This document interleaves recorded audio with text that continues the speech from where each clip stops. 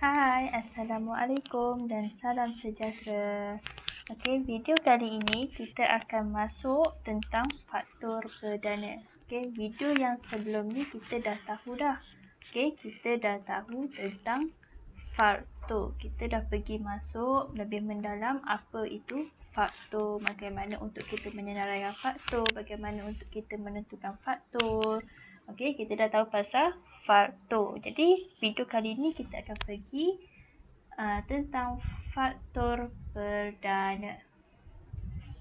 Okey, apa itu faktor perdana? Okey, sebelum tu, standard pembelajaran kali ini adalah 2.1.2 iaitu menentukan dan menyenaraikan faktor perdana bagi suatu nombor bulat dan seterusnya mengungkapkan nombor tersebut dalam bentuk pemfaktoran perdana. Okey, jadi kita tengok dulu apa itu faktor perdana. Okey, faktor perdana ialah faktor yang terdiri daripada nombor perdana. Okey, ingat faktor tu apa tadi yang kita belajar sebelum ni? Apa itu faktor? Jadi dalam senarai faktor tu yang faktor perdana tu adalah nombor perdana yang terdiri. Faktor yang terdiri daripada nombor perdana. Okey, jadi kalau pelajar semua lupa apa itu nombor perdana? Okey, nombor perdana ni sebenarnya awak semua dah belajar dah masa sekolah rendah dulu. Jadi, sebagai untuk awak imbas kembali, saya dah bagi tahu kat sini, nombor perdana ialah nombor yang boleh dibahagi tepat dengan satu dan dirinya sendiri. Okey, ini yang saya tunjuk dalam gambar ini adalah contoh nombor perdana 0 hingga 100. Okey, jadi kalau lupa boleh tengok di sini. Okey, jadi kita tengok contoh. Okey, bagaimana untuk kita menentukan dan menyenaraikan faktor perdana. Okey, kita tengok contoh yang pertama. Okey, senaraikan semua faktor perdana bagi 48. Okey, jadi jika kita dapat soalan seperti ini, bagaimana dia suruh kita senaraikan semua faktor perdana, jadi langkah yang pertama kita kena cari faktor terlebih dahulu. Okey, kita kena cari faktor terlebih dahulu bagi 48. Seterusnya barulah kita dapatkan faktor perdana. Okey, ini dua langkah untuk kita bagaimana untuk kita menjawab soalan seperti ini. Jadi, kita ada 48.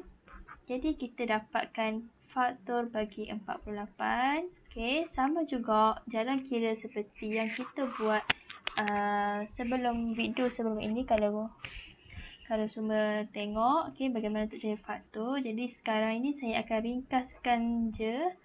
Okey, jadi 48 adalah 1 darab 48 dan 2 darab dengan 24, 3 darab 16, okey, 4 darab 12 dan 6 darab dengan 8. Okey, jika pelajar macam keliru, bagaimana tiba-tiba saya dapat yang macam ni semua ni kan. Jadi, pelajar semua boleh tengok video yang sebelum ini bagaimana untuk kita menentukan dan menyenaraikan faktor. Okey, ini adalah jalan kira untuk kita menentukan dan menyenaraikan faktor. Okey. Jadi, kita tulis dulu faktor bagi. Okey. Faktor bagi 48 adalah 1, 2, 3, 4, 6, 8, 12, 16, 24 dan 48. Okey. Jadi dalam senarai banyak-banyak ni, senarai ni semua, kita tengok yang mana nombor perdana. Ingat, apa maksud faktor perdana adalah faktor yang terdiri daripada nombor perdana. Jadi kita tengok dalam senarai ni, senarai semua faktor ni, yang mana nombor perdana. Okey, kalau lupa boleh tengok yang senarai yang saya bagi tadi. Okey, jadi kita tengok nombor perdana di sini adalah 2, 3, okey, 4 bukan, 6 pun bukan, 8 bukan, 12 pun bukan, 16 bukan, 24 pun bukan dan 48 pun bukan. Jadi 2 dan 3 sahaja faktor perdana bagi 48. Jadi kita boleh tulis, okey, faktor perdana, okey, faktor perdana 48 adalah 2 dan 3. Okey, itu sahaja bagaimana untuk kita menentukan dan menyenaraikan faktor perdana. Okey, jadi kita tengok contoh yang kedua. Okey, kita tengok contoh yang kedua.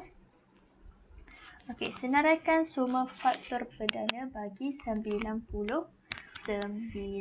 Okey, jadi kita kena senaraikan dulu faktor bagi 99.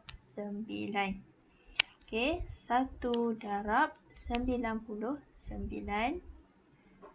Okey, 3 darab 33.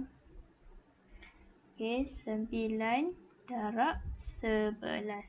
Okey, ini sahaja faktor bagi 99.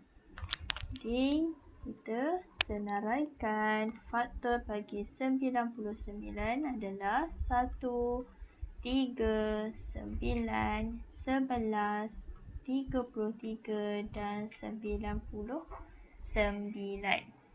Jadi, kita tengok satu persatu yang mana nombor perdana dalam senarai ini. Jadi, okey, 3 adalah nombor perdana. 9 bukan, 11 adalah nombor perdana. 33 bukan, 99 pun bukan. Jadi 3 dan 11 adalah faktor perdana bagi 99. Jadi kita buat jawapan akhir dia. Faktor perdana bagi 99 adalah 3 dan 11. Okey, itu sahaja. Okey. Seterusnya kita akan tengok bagaimana untuk kita pemfaktoran perdana. Okey, kita ada bagaimana untuk kita mengungkap nombor dalam bentuk pemfaktoran perdana. Okey, jadi kaedah untuk pemfaktoran perdana kita ada dua kaedah. Okey, kita ada dua kaedah. Okey, yang pertama iaitu pembahagian berulang dan yang kedua adalah pokok faktor. Jadi saya cadangkan pelajar boleh guna salah satu kaedah ini, tetapi untuk pelajar saya sarankan awak pakai kaedah pembahagian berulang. Okey, sebab kaedah ini akan lebih mudah, lebih senang, simple, ringkas. Okey, untuk pelajar saya sarankan untuk menggunakan kaedah pembahagian berulang. Jadi, saya akan dedahkan dua-dua kaedah ini. Jadi, awak boleh, kalau rasa susah untuk pembahagian berulang, awak boleh pakai pokok faktor. Jadi, kita tengok dulu. Okay, lepas tu awak tentulah sendiri untuk awak buat latihan nanti. Awak tengok. Okay, kaedah mana yang senang. Okay. Okay, jadi kita tengok dulu contoh satu untuk pembahagian berulang. Okay, untuk kita ungkapkan 60 dalam bentuk pemfaktoran perdana. Bagaimana untuk kita mengungkapkan 60? Okey, kita menggunakan kaedah pembahagian berulang. Okey, bagaimana itu kaedah pembahagian berulang? Okey, senang sahaja. Okey, awak salin dulu 60. Okey, salin. Dan awak masukkan dia ke dalam rumah. Okey, ni bentuk rumah dia. Okey, buat garis kat sini, garis kat sini. Okey, ini bentuk rumah dia untuk kaedah pembahagian berulang. Okey, yang mana untuk kita bahagi-bahagi tu? Okey, nama pembahagian berulang mesti kita ada bahagi-bahagi. Jadi kita tengok. Okey, kita tengok 60 ini adalah nombor genap. Jadi nombor genap kita perlu bahagi dengan 2. Okey, tapi ingat untuk pemfaktoran perdana kita hanya boleh bahagi dengan nombor perdana sahaja. Tak boleh nombor selain ada nombor perdana. Okey, walaupun 60 ni boleh bahagi dengan 6, saya tahu boleh bahagi, tetapi nombor 6 bukan nombor perdana. Jadi kita tak boleh guna nombor 6. Jadi kita perlu letak nombor 2. Okey. Okey, 2 adalah salah satu nombor genap.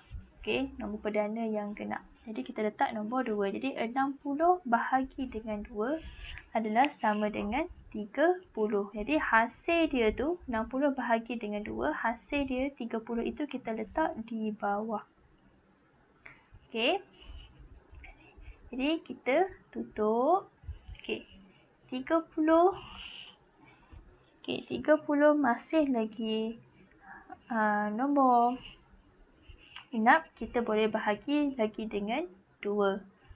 Okey. 30 bahagi dengan 2 adalah sama dengan 15. Okey. Jadi kita pancangkan. Okey, 15 kita boleh bahagikan dengan 3. Okey, 15 bahagi dengan 3 adalah sama dengan 5. Okey. Dan okey, 5 kita boleh bahagikan dengan 5. 5 juga adalah nombor perdana. Jadi 5 bahagi dengan 5 adalah sama dengan 1. Okey, jadi kita berhenti setakat itu sahaja. Kita kena berhenti pembahagian berulang ni sehinggalah kita mendapat 1. Jadi yang mana kita nak buat dia punya jawapan tu? Dia punya jawapan itu adalah di sebelah ini. Okey. Jadi cara untuk kita menulis jawapan tu adalah kita kena darab. Okey, yang sebelah ini kita kena darab kesemuanya sekali. Okey, jadi kita buat. Okey.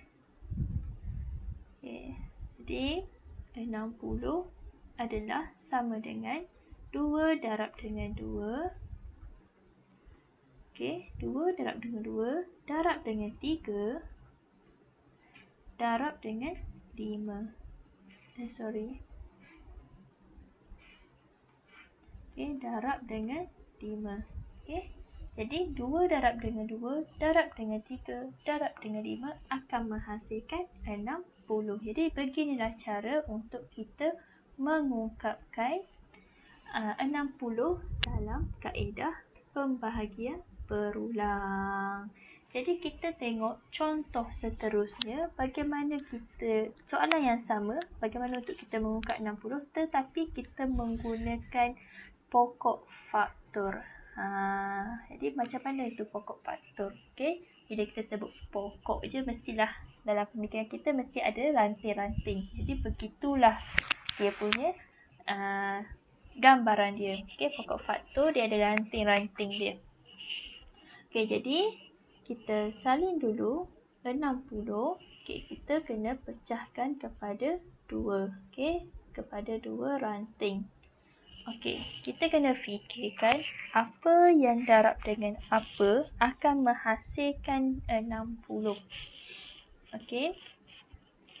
Okey, jadi kita letak 2 terlebih dahulu. Okey, kita letak 2.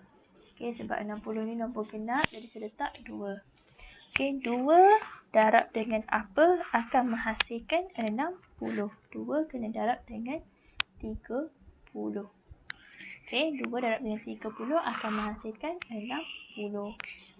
Jadi, 2 ni kita tak boleh nak pecahkan lagi. Jadi, kita biarkan dia. Kita turunkan je. Okey, 30 kita masih lagi boleh pecahkan. Jadi, kita pecahkan kepada 2. Dia memang kena pecah kepada 2. Tak boleh lebih dari 2. Okey, kena pecah kepada 2 sahaja. Jadi, 30 adalah adalah 2 darab dengan 15. Okey, 2 darab 15 adalah 30. Okey, tengok 2 ni tak boleh nak pecahkan lagi.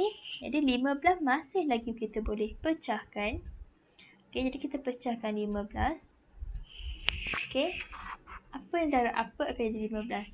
Adalah 3 darab dengan 5. Okey, awak kena pastikan yang 2 ni kita turunkan. 2 ni kita turunkan sebab tak nak pecahkan, kita turunkan. Okey, awak kena pastikan. Okay, bila yang kat bawah ni, hasil dia kena pastikan adalah nombor perdana. Tidak boleh nombor selain daripada nombor perdana. Barulah kita boleh, tak boleh nak pecahkan, jadi kita berhenti di sini sahaja. Tapi pastikan nombor perdana. Okey. Jadi, jawapannya adalah di mana? Jawapannya adalah di sini. Okey. Kita kena darab.